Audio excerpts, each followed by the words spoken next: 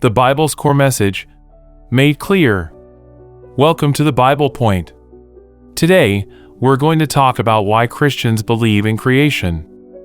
Genesis 1 verse 1 declares that in the beginning, God created the heavens and the earth. All of our faith is based on our belief in God as Creator. He made the heavens and the earth and created each kind of living creature.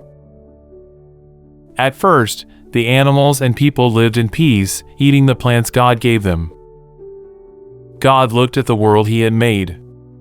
He rested, and He said it was very good. This is why we Christians cannot accept the theory of evolution.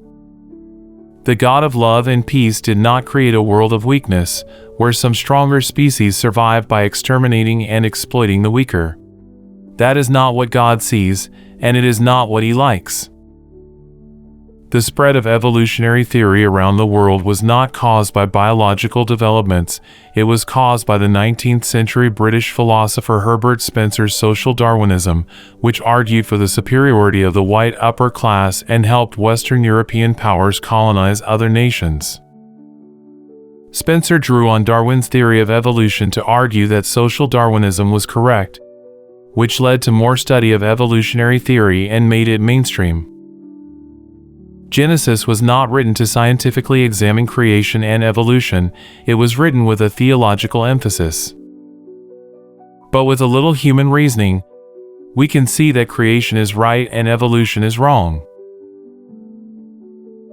First of all, creation cannot be proven by science, because what cannot be experimented with over and over again is not the domain of science.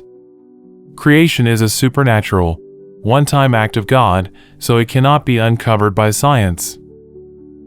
Evolution cannot be proven by science either, because scientists have experimented with it for a long time, and nothing has worked, and nothing has evolved. Any other theory would have been discarded by now. The reason people can't abandon the theory of evolution is that if you admit there is a creator, then humans can't live on their own. The earth we live on rotates and revolves without fail. It's pulling with just the right amount of gravity to make it habitable. There are natural laws in all of nature. You wouldn't have those laws if everything just happened by chance. Every living thing has a unique shape, which means it's designed.